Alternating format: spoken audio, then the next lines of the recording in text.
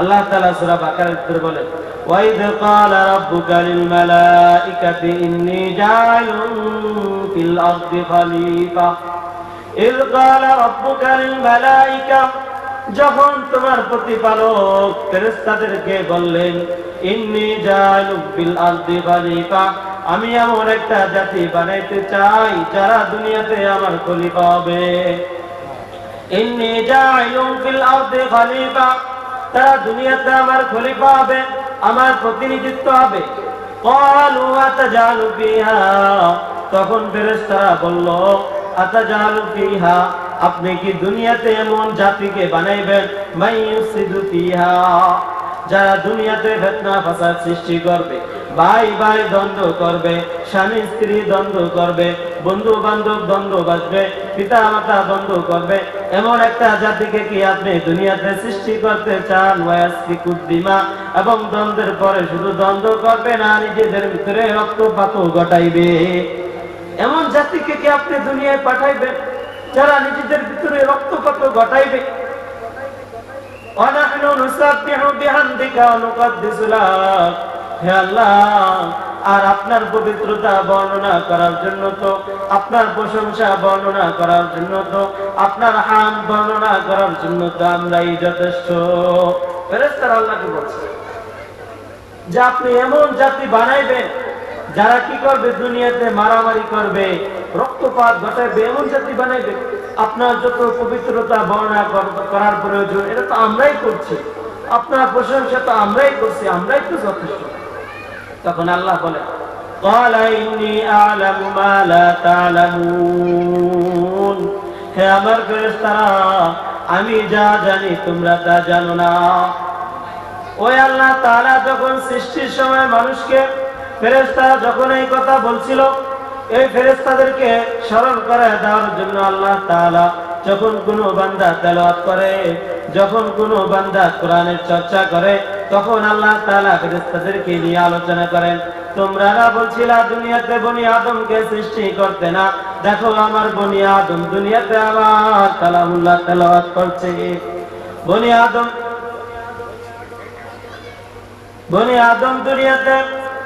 দুনিয়াতে আমার কালামুল্লাহর চর্চা করতেছে। এজন্য আল্লাহ তাআলা ফেরেশতাদের কাছে, আল্লাহ তাআলা ফেরেশতাদেরকে সাথে নিয়ে গর্ব করেন। এজন্য 5 নাম্বার হলো, যে ব্যক্তি কোরআন তেলাওয়াত করবে, কোরআন পাঠকারীদের উপর আল্লাহ তাআলার বিশেষ একটা রহমত নাজিল হয়। 6 নাম্বার হলো, কোরআন বিহীন মানুষ বিরান ঘরের মতো। عن عبد الله بن عباس رضي الله تعالى عنهما قال قال رسول الله صلى الله عليه وسلم الذي يقرأ القرآن وهو ماهر به مع السبرة الكرام بررة إن الذي ليس في جوفه شيء من القرآن كالبيت الخرب। হযরত আব্দুল্লাহ ইবনে আব্বাস রাদিয়াল্লাহু তাআলা আনহুমা থেকে বর্ণিত, আল্লাহ রাসূল সাল্লাল্লাহু আলাইহি ওয়াসাল্লাম বলেন, ইন্নাল্লাযী লাইসা ফী জাওফিহি শাইউন মিনাল কুরআনি কাল বাইতিল খরিব, যার অন্তরের ভিতরে কোরআনের কোনো অংশ নাই, যার অন্তরের ভিতরে কোরআনের কিছু নাই, সে তার অন্তরটা হলো বিরান ঘরের মতো। অর্থাৎ একটা ঘর বানিয়ে দিয়ে দিলাম, ঘরে বসবাস করলাম না, কিছুদিন পরে দেখা যাবে ঘরের ভিতরে পোকামাকড় বসবাস করছে, সাপ বিচ্ছু বসবাস করছে, উপযোগীহীন হয়ে যাবে। তদ্রূপ মানুষের অন্তরটা যখন কোরআন শূন্য হয়ে যাবে, তখন মানুষের অন্তরের ভিতরে শিরক এসে বসবাস করবে, এবং যত রকমের খারাপই আছে সব কিছু মানুষের অন্তরের ভিতরে বসবাস করবে।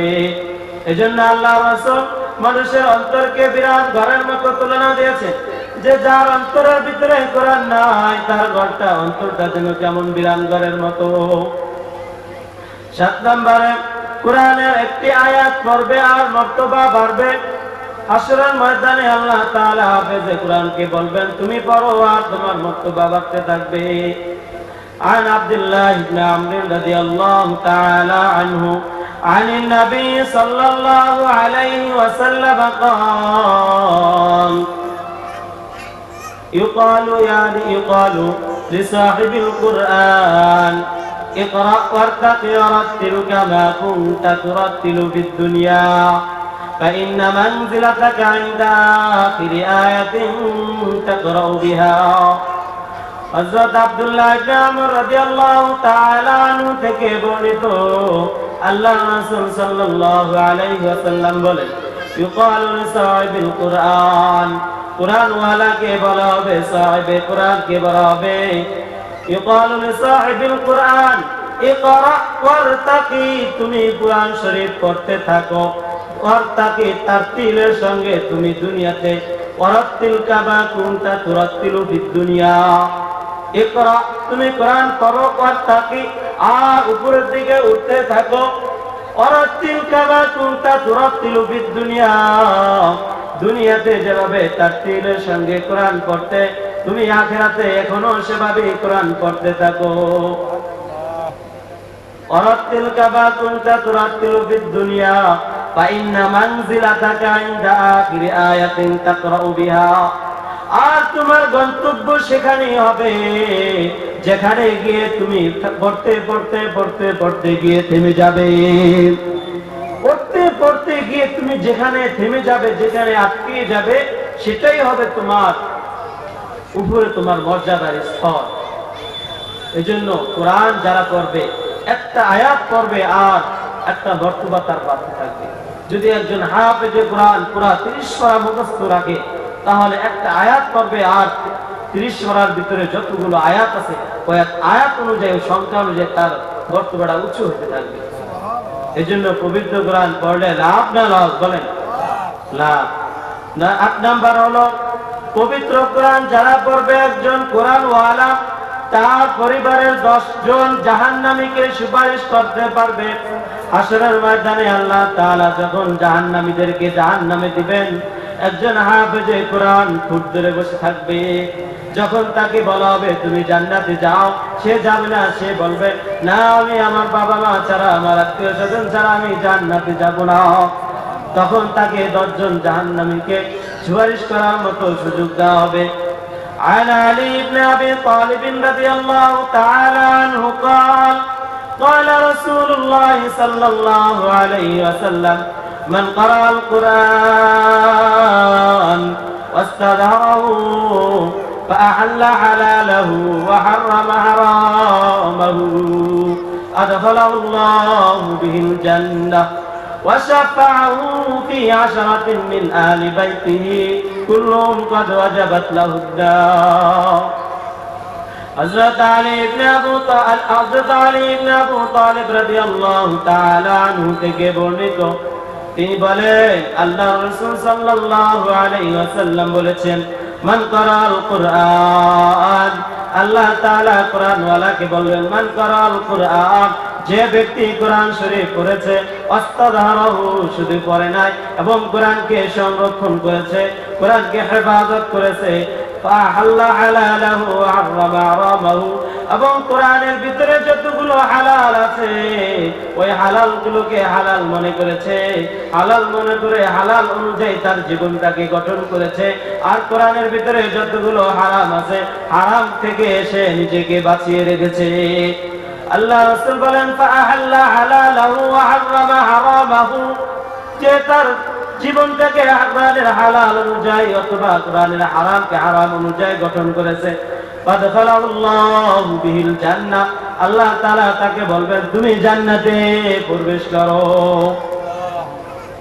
ওয়াশাফাউ ফি 10 মিন আহলি বাইতিহি কুল্লুহুম কদ ওয়াজাবাত লাহুন নার আর তাকে বলো তাকে 10 জন এমন 10 জনকে সুপারিশ করার তাকে অনুমতি দেওয়া হবে সুযোগ দেওয়া হবে যে 10 জন একেবারে তাদের জন্য জাহান্নাম আবশ্যক হয়ে গেছে এমন 10 জনকে সুপারিশ করে জান্নাতে নেওয়ার সুযোগ তাকে দেওয়া হবে এজন্য কোরআন পড়লে লাভ না ক্ষতি বলেন কোরআন পড়লে লাভ কোরআন পড়লে ক্ষতি নাই কোনোদিন কোরআন পড়লে লাভ হয় এজন্য সন্তানের 7 নাম্বার হক হলো সন্তানকে সুশিক্ষায় শিক্ষিত করা সন্তানের 7 নাম্বার হকের ভিতরে কোরআন শিখানো সন্তানের 8 নাম্বার হক হলো সন্তান যখন সন্তানকে যখন সম্পদ দেওয়া হবে দুনিয়াতে, তখন সন্তানকে কি করা?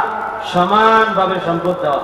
ধরেন মনে করেন দুনিয়াতে একজন বাপের 5 জন সন্তান আছে, সে একজনকে খুব ভালোবাসে, বাইসা সম্পদ অনেক বেশি দিয়ে দিছে জীবিত থাকা অবস্থায়, কিন্তু আরেকজনকে কমায় দিছে।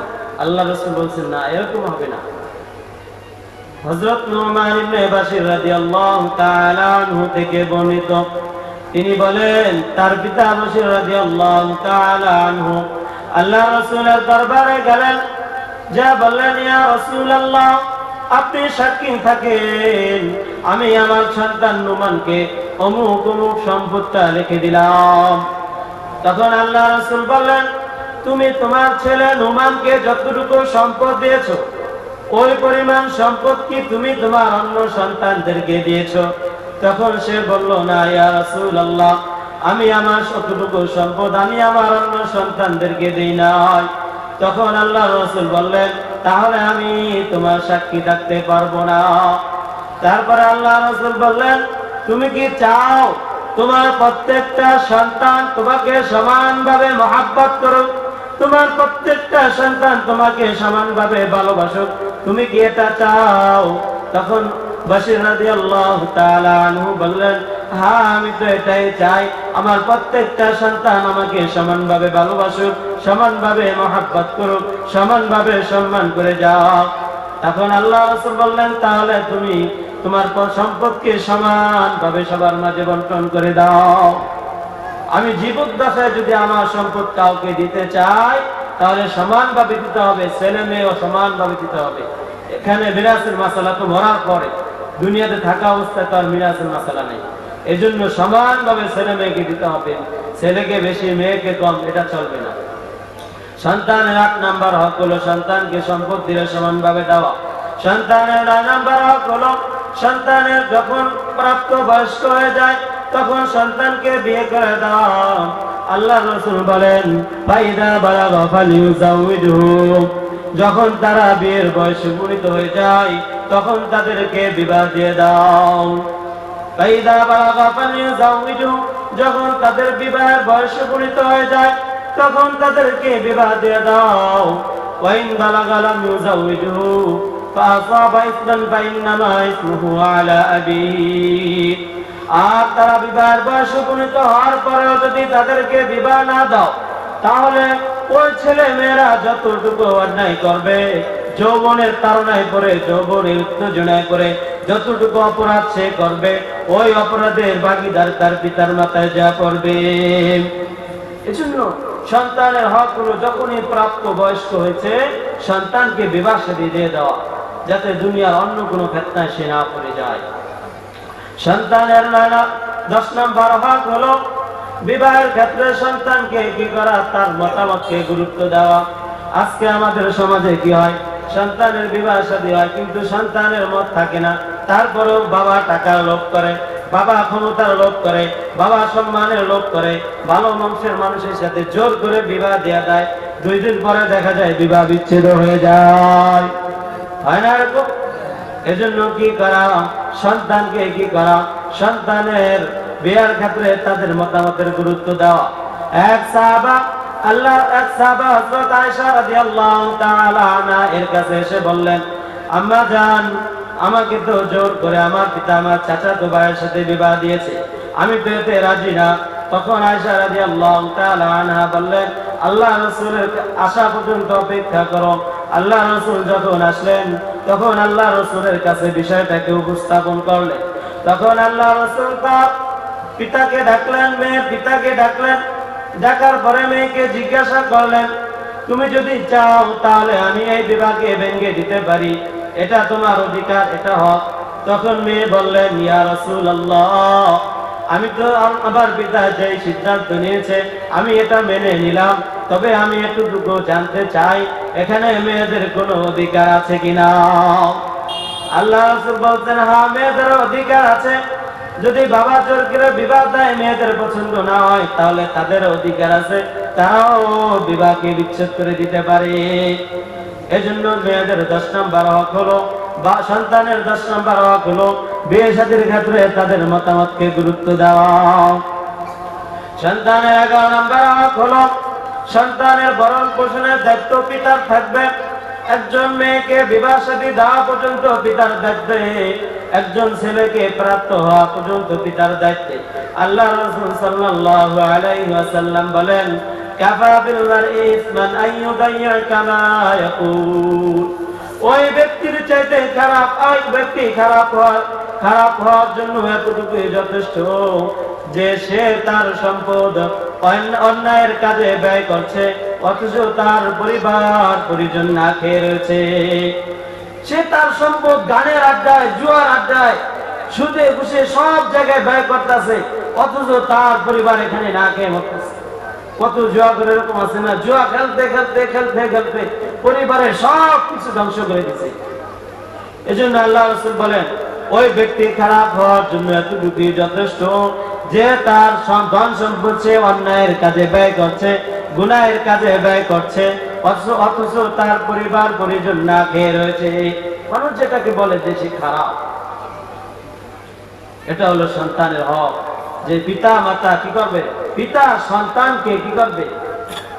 একজন ছেলেকে প্রাপ্তবয়স্ক হওয়া পর্যন্ত তার খাবার দাবার, পোশাক আদি যা কিছু প্রয়োজন এভরিথিং সব কিছুর ব্যবস্থা করবে একজন পিতা। আর একজন পিতা তার মেয়েকে বিবাহ দেওয়ার আগ পর্যন্ত সমস্ত খরচের দায়ভার এই পিতার উপর থাকবে। সর্বশেষ সন্তানের হক হলো সন্তানকে বদদোয়া না করা। কি না করা? বলেন, বদদোয়া না করা। সন্তানের সর্বশেষ হক হলো সন্তানকে বদদোয়া না করা। আল্লাহ রাসূল বলেন, قال رسول الله صلى الله عليه وسلم لا تدعوا على أنفسكم ولا تدعوا على أولادكم ولا تدعوا على خدمكم ولا تدعوا على أموالكم لا تدعوا على أنفسكم। তোমরা তোমাদের নিজেদের উপর জুলুম করো না, তোমরা তোমাদের নিজেদের উপর বদদোয়া করো না। মানুষ অনেক সময় অভাবে পড়ে গেলে, বিপদে পড়ে গেলে, কোথাও ধরা পড়ে গেলে বলে আমি শেষ হয়ে যাওয়াটাই ভালো। নিজেকে নিজে বদদোয়া দিতে থাকে যে তুই মরে যা, তুই শেষ হয়ে যা। আল্লাহ রাসূল সাল্লাল্লাহু আলাইহি ওয়াসাল্লাম, তোমরা তোমাদের নিজেদেরকে বদদোয়া দিও না। ওয়ালা তাদউ আলা আওলাদিকুম, তোমরা তোমাদের সন্তানদেরকে বদদোয়া দিও না। আজকে মহিলাদের মাঝে এটা প্রচুর হয়ে যায়, সন্তান একটু দুষ্টুমি করে, তোরে আল্লাহ মারুক, যক্ষায় কত রকমের বিশ্রী ভাষা আছে, তোরে আল্লাহ ফিরিয়ে না আনুক, তোর চেহারা আমার আমি যেন না দেখি, আল্লাহ যেন তোর চেহারাও না দেখা আমাকে, এরকম বদদোয়া করে না। আল্লাহ রাসূল নিষেধ করছেন, ওয়ালা তাদউ আলা আওলাদিকুম, তোমরা তোমাদের সন্তানদেরকে বদদোয়া করো না। ওয়ালা তাদউ আলা খাদামিকুম, তোমরা তোমাদের কর্মচারীদেরকে বদদোয়া করো না। অনেক মালিক আছে কর্মচারীদেরকে বদদোয়া করে, কর্মচারীদেরকে খারাপ আচরণ করে। আল্লাহ রাসূল নিষেধ করছেন কর্মচারীদেরকে কখনো বদদোয়া করো না। তারপরে 4 নম্বর হলো ওয়ালা তাদউ আলা আমওয়ালিকুম, তোমরা তোমাদের ধন সম্পদকে বদদোয়া করো না, তোমরা তোমাদের ধন সম্পদের বিরুদ্ধে বদদোয়া করো না। আল্লাহ রাসূল নিষেধ করছেন যে 4টা জিনিসকে নিষেধ করছেন। 1 নম্বরে নিজেরকে বদদোয়া করো না, 2 নম্বরে সন্তানকে বদদোয়া করো না, 3 নম্বরে কর্মচারীদেরকে বদদোয়া করো না, 4 নম্বরে ধন সম্পদকে বদদোয়া করো না। আল্লাহ রাসূল নিষেধ করছেন। এজন্য সন্তানের 12 নম্বর হক হলো সন্তানকে বদদোয়া না করা।